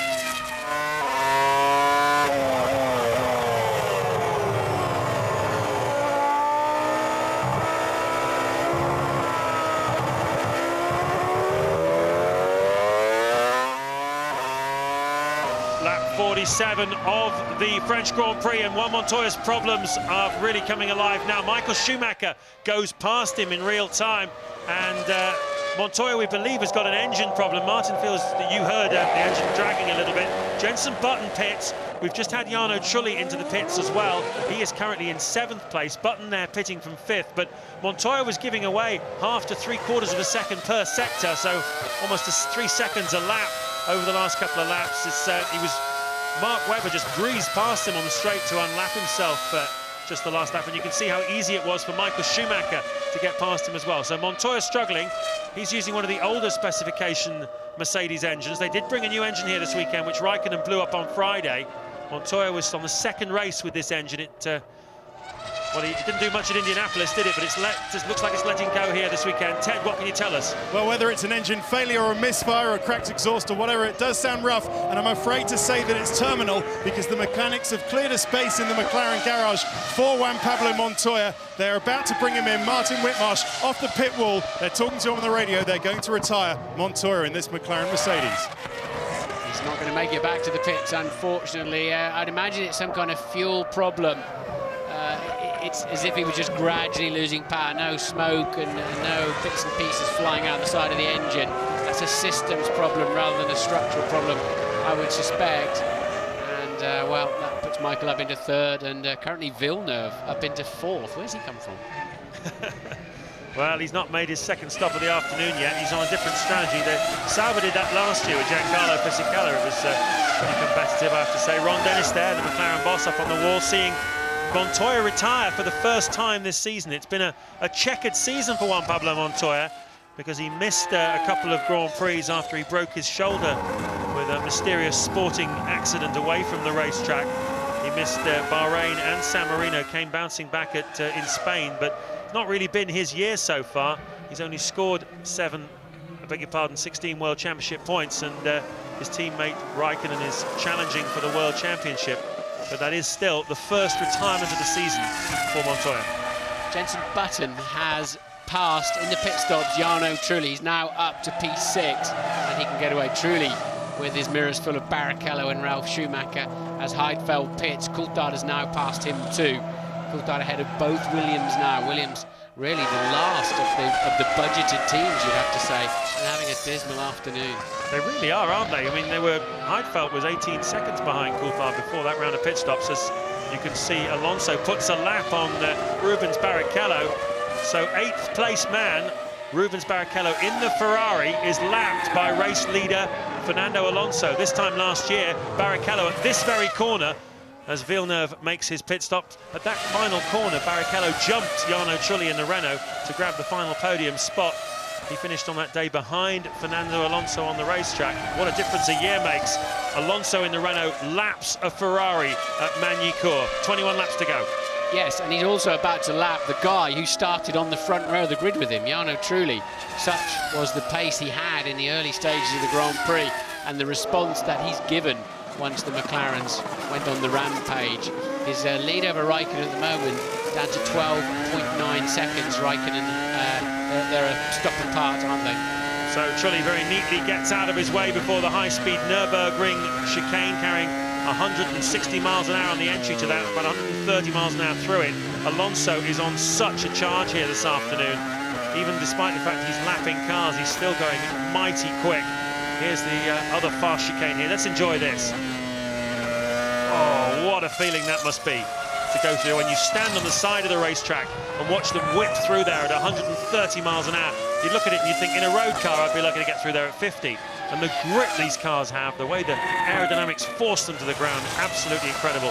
Heidfeld in the pits again. He was in just a lap or two ago. Yeah, that's his 4th stop. Clearly got a problem. He's down in 13th at the moment, and is going to come under pressure soon from Montero and co at the back of the field. That's the pickup you get on the inside right front tyre. That, as I say, is mostly a passenger through, or relatively speaking, a passenger through the long Estoril corner. That tends to just get a lot of what we call pickup. There goes Montoya's car, hoisted away. It's hard for Williams. I'm sure everybody back at home in Grove is watching this Grand Prix with us here on ITV, and they're all scratching their heads as well. They've come here with I'm told 22 new parts as Takuma Sato goes off the road yet again. Sato in 10th place. That's the second time he's gone off the road.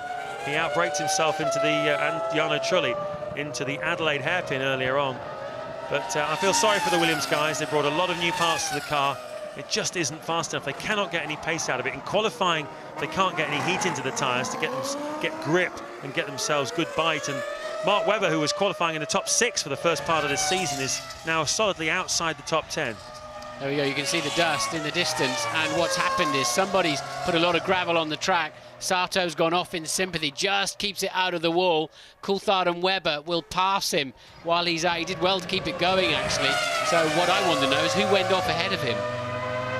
Well, the two cars in front of him on the road in the race are Ralf Schumacher 8 seconds in front and Villeneuve 3 seconds in front of him. So it looked like someone a bit closer than that, possibly a back marker. Well, somebody dropped it in the left-hander of turn 1 and sort of gone a bit through the gravel trap, dragged some gravel into the heart of turn 2, and that's where Sato went off. Button up to P5 now. Yeah, Jenson Button looking for some World Championship points here this afternoon. 5th place would give him 4 World Championship points. That would be a nice boost with the British Grand Prix just a week away. A 100 sellout at Silverstone. We're looking forward to a real festival of British motorsport, and certainly looking forward to BAR Honda and Jenson Button being competitive that weekend. Well, he's a lap down here, as into the pits for the 3rd time this afternoon comes Michael Schumacher. It's just procedural stuff. Clear out the side pods, check the tyre wear, give him a fresh load of fuel. Now that front left of his is looking a little bit thin. Around about 3 degrees of front camber, so the inside, the top of the tyre leaning in towards the chassis. So you'll always get the inside of the tyre wearing first. So just put camber thrust into the tyre to generate the grip. Well, there's Giancarlo Fisichella. Michael Schumacher has emerged in front of him, so he's held on to his podium slot at the moment as Schumacher. So he's looking set for another podium finish here this season. He's the winner in Indianapolis, podium in 2nd place in Montreal, 2nd place also in San Marino. It's not been a vintage season for Michael Schumacher, but it's starting to come good now. They're really improving this car, and with the retirement of Juan Montoya, that's promoted Michael Schumacher to 3rd place. Ted Kravitz, what can you tell us? Yeah, down at Williams, it's a problem with the left rear tyre. Nick Heidfeld swears blind that there's something wrong with it. He says the car is so difficult to handle. He came in, they changed the tyre on the left rear, which is interesting because they examined it and there was nothing wrong with it, Martin. So that'll be interesting to see what happens there. He came in again, they checked the suspension. They couldn't find anything wrong with the car. So they told him to keep going because that'll mean he gets a better qualifying spot at Silverstone. Yeah, sounds almost certainly that when they have chance to look a little bit closer, when the car's cooled down a bit, they may well find something loose or broken in the suspension over those wicked curbs that Alonso is still bouncing over as he comes up and approaches to lap Michael Schumacher, who's just stopped. So Alonso's yet to stop again. That's Fisichella, I think, yeah, following Michael Schumacher on the road. 3rd and 4th, these two. Fisichella is certainly not having the kind of afternoon that his teammate is having. Well, we saw Juan Montoya retiring from what was a certain podium. His rotten luck continues, and Luis Goodman's found him. Yeah, he's with me now, James. First retirement of the season, Juan Pablo. Any idea what caused it? Yeah, it's a bit of a shame. We got a hydraulic leak in the car, and first, power steering went in the gears and the throttle. It's a bit of a shame. We took a big gamble in my car to go with a different tire, and initially I thought it was going to pay off, and it was good. The car was competitive. It was, the pace with Kimi was good, so I was pretty happy. But things like that happens. It's been a very bad season for me, and everything's been gone wrong. But we keep trying.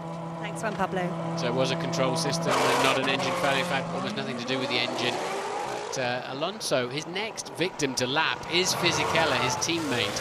I don't know where they are relative to each other on the racetrack. Fisichella is all over the back of Michael Schumacher now, and that will be for 3rd place. So he's suddenly got a nice carrot in front of him. Raikkonen's keeping the lead of Alonso down to 12.9 seconds.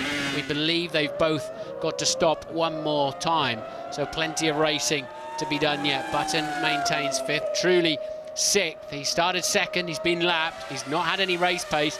Now he's got Rubens Barrichello in the 2nd Ferrari all over the back of him. Just 16 laps to go, and we said it's the final stages where people will start to get into difficulties with their tyres, and this is the kind of zone we're expected to see it. Schumacher making adjustments down with his right hand there, coming off the steering wheel. In the old days, you'd have seen a driver changing gear all the time with his right hand. Now it's just flicking paddles on the back of a steering wheel, and Schumacher probably adjusting the brake balance there down on the right-hand side of the cockpit. Riding on board then with Fisichella at the back of the circuit. That's the Imola chicane, 130 miles an hour through there. Brake hard for Chateau d'Eau, the water tower. 50 miles an hour there on the exit, dropping down the hill. On board with Schumacher, 150 miles an hour at this point before braking hard for the 50 mile an hour Lycée corner. Lycée means school in French. Then the final chicane, bouncing up over those curves to cross the finish line. And how many times in the past have we seen Michael Schumacher zigzagging as he wins yet another French Grand Prix? He's won here 7 times. He was chasing a record 8th victory here. No one's ever won the same Grand Prix 8 times, but today it's not to be. Certainly looks that way as the team get ready for Barrichello, because Michael Schumacher looks set for 3rd place here, and Kimi Raikkonen has also pitted from 2nd place. Yes, Raikkonen's been flying this last 2 or 3 laps. The lead, 14 seconds at the moment. Barrichello away very quickly. A short fill, of course, to the end. I think Fisichella's got to pit again. Yeah, he's pitted on lap 44. Be surprised if he fueled up for 26 laps. So this might not be a real fight going on here. Michael surely has finished all of his stops now. Well, one guy who is certainly be hoping that Fisichella is going to pit again, which I agree with you, Martin, he is Jenson Button, because that would pop him up into 4th place. And we'll see what Button's strategy, how that would play out later on. Just 15 laps to go then here. Alonso leads Raikkonen, Michael Schumacher 3rd, Fisichella 4th, and Jenson Button is 5th.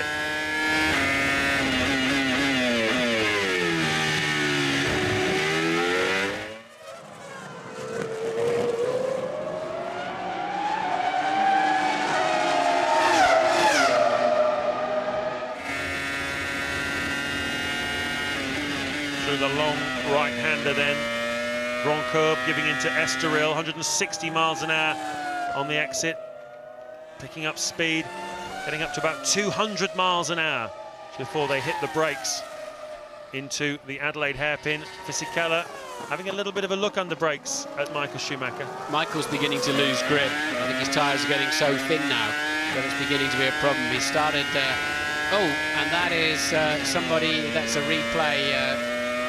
But yes, Fisichella with the much faster car underneath him, but he does have to stop it. If he can clear Michael, yeah, I think he could still get far enough ahead of him to make that final stop. Yeah, well, there's still 14 laps to go, and if a problem's developing now, it's only going to get worse. It's not going to get better. Just having a quick look at the exit then from the pit stop of Barrichello and Kimi Raikkonen. That wasn't for position. Raikkonen is comfortably 2nd. Barrichello is down in 10th place. Not been his afternoon at all. Yes, Barrichello really will need to jump straight out of the way. He's a lapped car there, or about to be lapped by Kimi Raikkonen. So Fisichella senses an opportunity here. The crowd are getting behind him as well, the yellows and blues in the stands. Renault employees, I'm sure many of them. And Alonso's just behind them. Alonso cruising up to the back of this bit. He's about to lap 3rd and 4th place men. Michael pulling away a bit more now, but he's still buried late in the 1:18s with Alonso in the 16s. Such is the difference. That's an enormous difference in speed. It is an enormous difference in speed.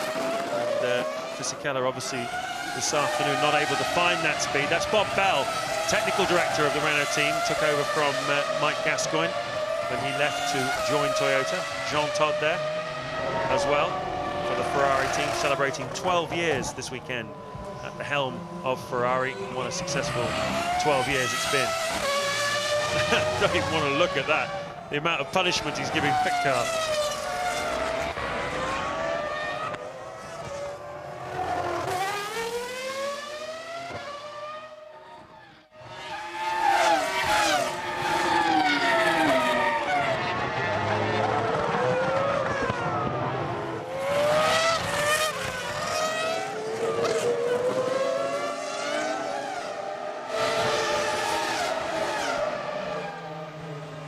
Welcome back to Magny-Cours, France, French Grand Prix. James Allen and Martin Brundle with you, where Fernando Alonso, the race leader and championship leader, makes his final pit stop of the afternoon and rejoins in the lead comfortably. He is going so fast, he was coming up to lap his teammate Giancarlo Fisichella in 4th place and Michael Schumacher in 3rd. And Martin, part of the reason he was able to do that is because Schumacher seems to have a problem here as Raikkonen sides his way through. He's in 2nd place at the moment, Schumacher 3rd, Fisichella 4th, Jenson Button 5th, but we think that Michael Schumacher's beginning to lose some grip. He is, yes. Fisichella needs to clear Michael. He might just be able to make enough space then. I think he's clearly got to have another stop. And yeah, Alonso was just about to lap 3rd and 4th place men, and I think very smartly Renault just hauled him in. He didn't want to get involved in that fight between his teammate Fisichella and Michael Schumacher, as a Raikkonen 2nd place man and comfortably clear. Interestingly now, Alonso and Raikkonen have finished all of their scheduled stops.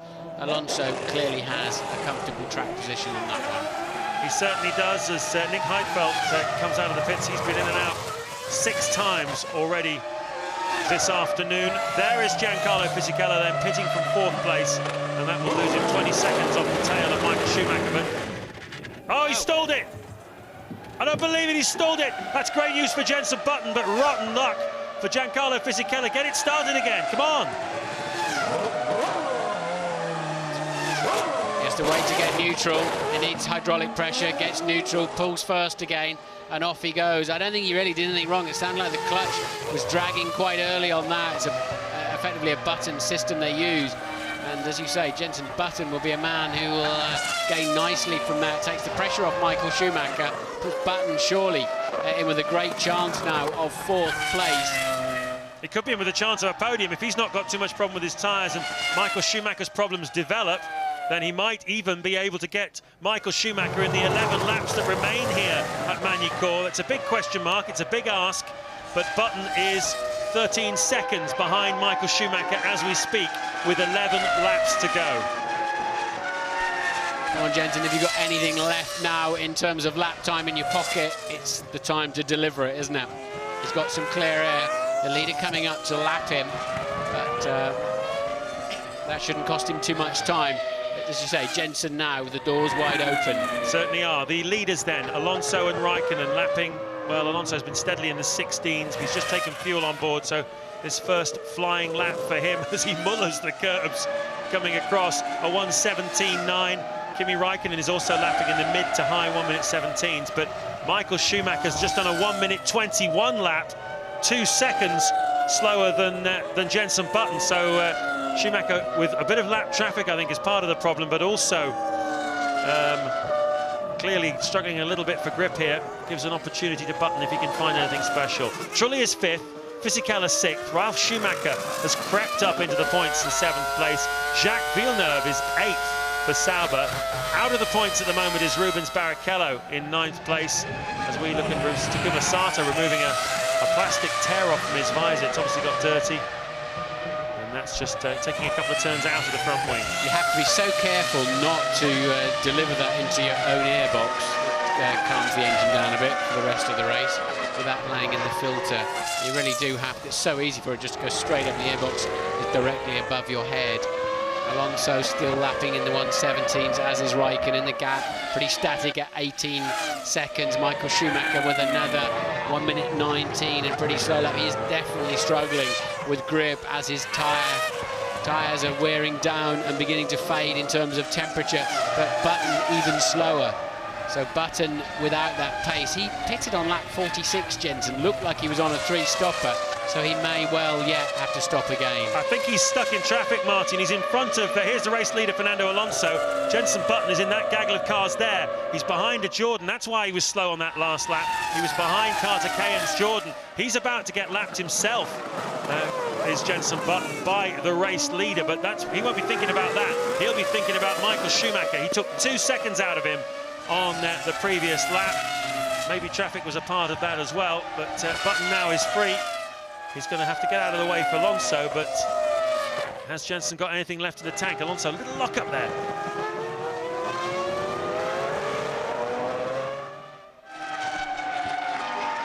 Ed has news from Ferrari. Yeah, exactly, down at the Scuderia, and they insist there is no problem with Michael Schumacher's car. They say Michael has not been on the radio to say any problems, any whinges around about tyre wear or anything like that. So we do know that it's Ferrari's way to control the race, to drop all the revs and everything after the second stops, and we're at that point now. So if Jensen gets any closer, I fancy Michael could just up the pace. Well, I think they'll be a little bit unhappy on the Ferrari pit wall. They're 66 seconds behind, so if they've got no problems, then they've got problems. Exactly. I couldn't have said it better myself. Over a minute behind the world champion is behind the current world championship leader. They've come here with a vastly upgraded car, lots of little aerodynamic flip-ups and tweaks and wings and engine covers, a little boost on the engine as well. Certainly made them more competitive in qualifying. Their long runs in practice indicated a car that perhaps wasn't able to beat the McLarens and the Renaults, but certainly looked like giving them something to think about. So much so that Michael Schumacher said after practice on Friday, I think we can challenge for the victory here this weekend. 66 seconds behind after 62 laps suggests otherwise. Yes, Michael was pretty, he surprised me in Indianapolis. He said, well, we would have won anyway. We would have done very well. The car was great. But I don't think we saw the kind of lap times that we thought would have been dominating that race had we had a full grid. On board with the race leader. Let's enjoy it.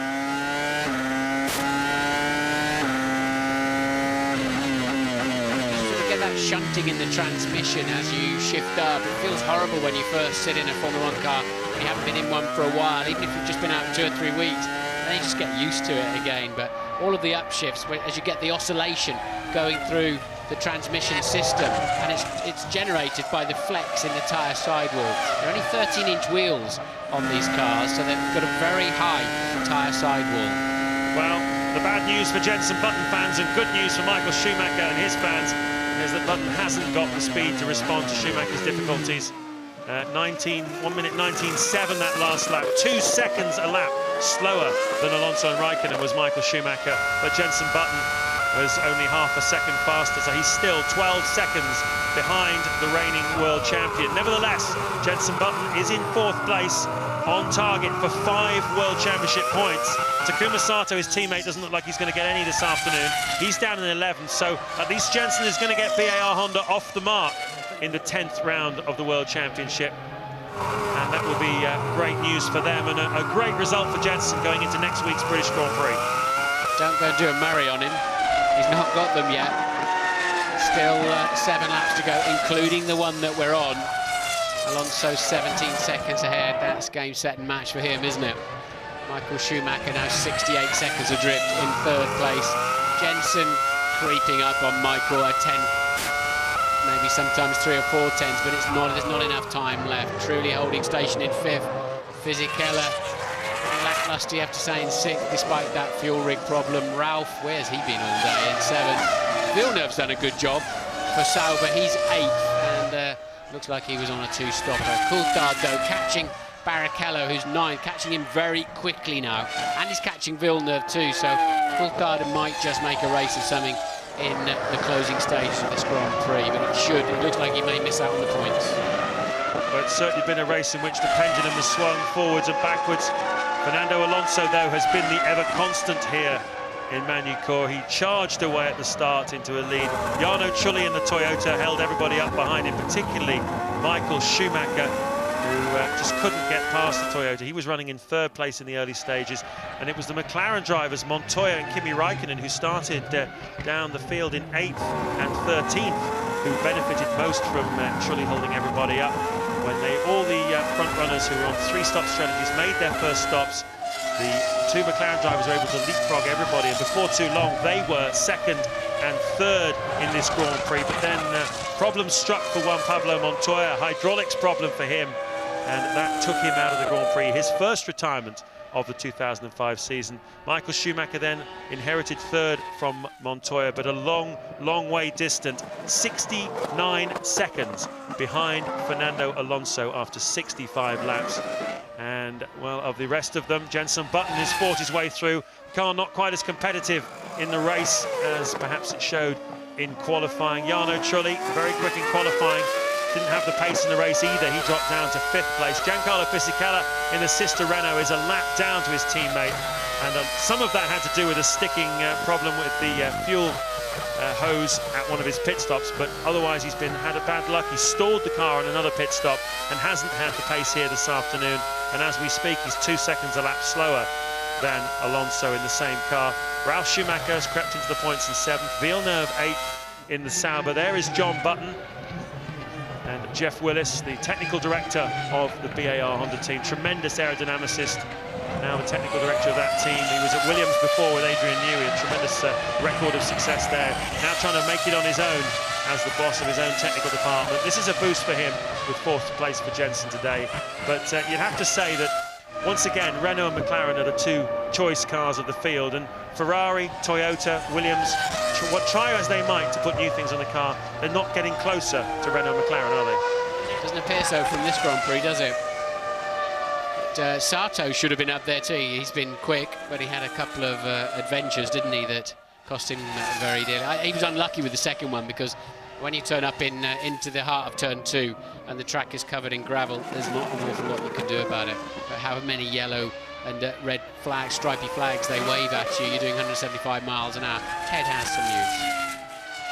Down at Williams, Martin, Mark Webber is still in pain. The car is still very hot. There's something which is still burning his backside, but he's not complaining about it too much on the radio, I've just been told. And Nick Heidfeld, he says the car is still impossible to drive, but he's just dragging it round, still trying to get that good spot for Silverstone qualifying. So really a French Grand Prix to forget for BMW Williams.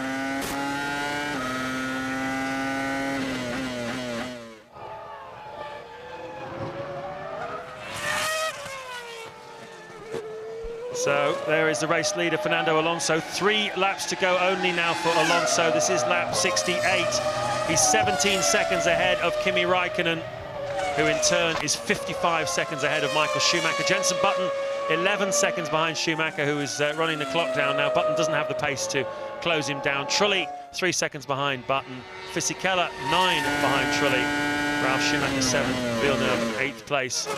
And the 80,000 crowd here, many of them Renault employees, the blue and yellow. It's a tremendous coincidence, a happy coincidence really for Renault, that shade of blue you can see around Alonso's cockpit happens to match the colours of Asturias, the region of Spain from which Fernando Alonso hails. And so more and more at these European Grand Prix, we're seeing Spanish fans who we really haven't seen before in Formula One in the last few years. Ever since this kid came along, they've started to travel. They carry their flags, which are, as I say, the same colour as that blue of the Renault. And all of a sudden, you're used to seeing over the years Ferrari red everywhere in the grandstands, as you were saying yesterday.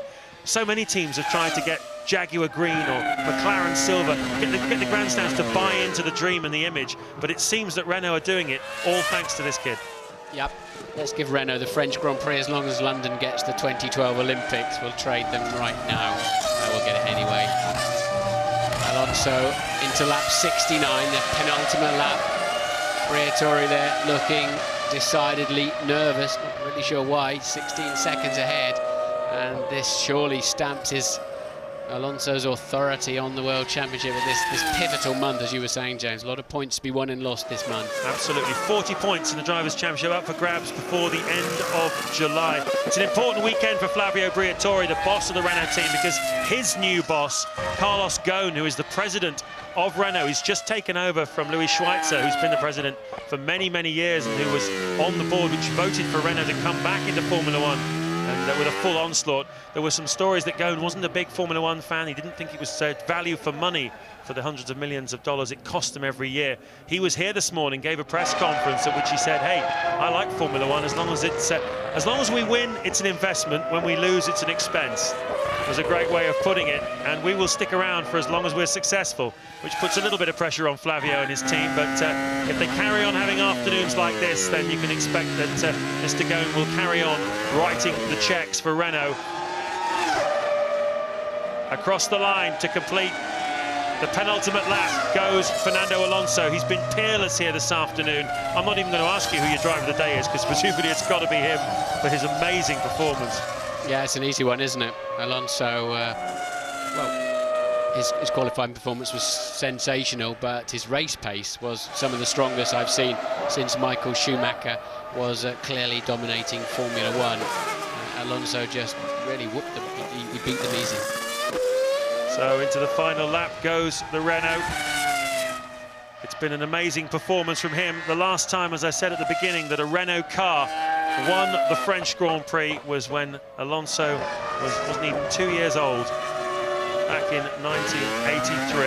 Alain Prost, who's here this afternoon, won many races with Renault engines, won a few in a Renault chassis as well. He won that day in Paul Ricard in the south of France. And now the French, who have no driver in the field here for the first time in 40 years, which is certainly a source of great sadness to them. They have a big corporate presence in Formula One through Michelin, the tyre company, and of course Renault as well, the manufacturer of the engine and chassis. And what a historic day for Fernando Alonso, who crosses the line for his 5th Grand Prix victory of the season. He crawls across the line. It's the 6th win for him in only 59 Grand Prix starts. Yes, Fernando, you've won the big 5 already, and this is only the 10th Grand Prix of the year. He remembered which mirror the camera is in, didn't he?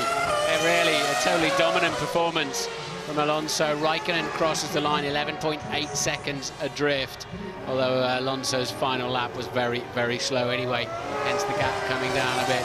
Michael Schumacher is 3rd, the last unlapped runner. That's Carlos Ghosn, who you were talking about, James. But Michael Schumacher yet to finish. Everybody else finishes the race a lap early. Once the leaders cross the line and you're a lap behind him, then you can go no further.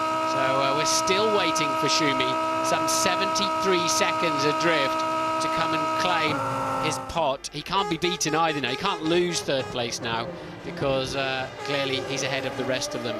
He's the final man to complete the Grand Prix. There he is, coasting around. Yeah, coasting is the word for it. It's been not a spectacular Grand Prix as far as Ferrari's concerned in terms of its race pace, but nevertheless, Schumacher claims another podium, and we'll see him up there in just a moment.